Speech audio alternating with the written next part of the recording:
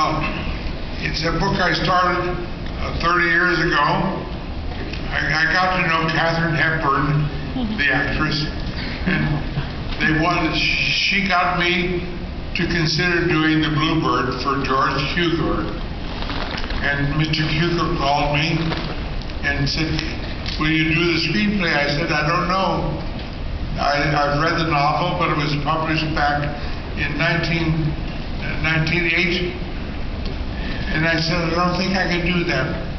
He said, don't argue me on the phone. Come to the house and have lunch with me, and we'll argue there. So I went to his house, and there in the middle of his dining room, Katharine Hepburn was sitting there. I'd never met her before. She was fantastic. I looked at her and I looked at George Cukor. I said, naughty, naughty. She said, no, Mr. Bradbury, I told George you should do The Bluebird. Sit down and get drunk. So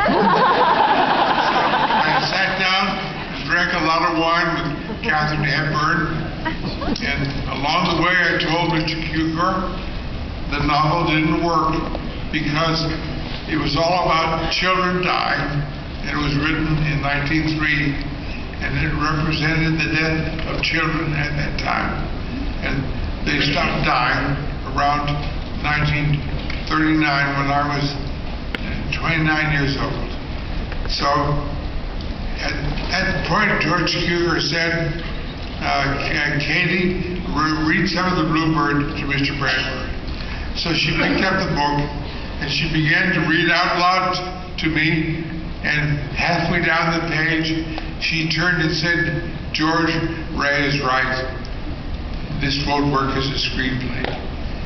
So, thank God for her judgment and coming over on my side against him and got me off the hook.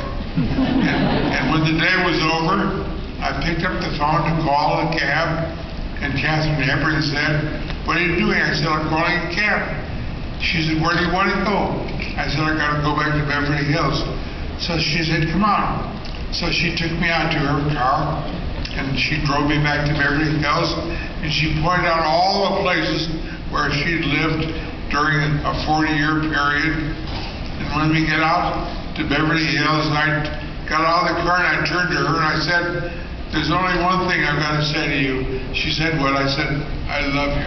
And she grabbed me by the shoulders and gave me the biggest smooch in history.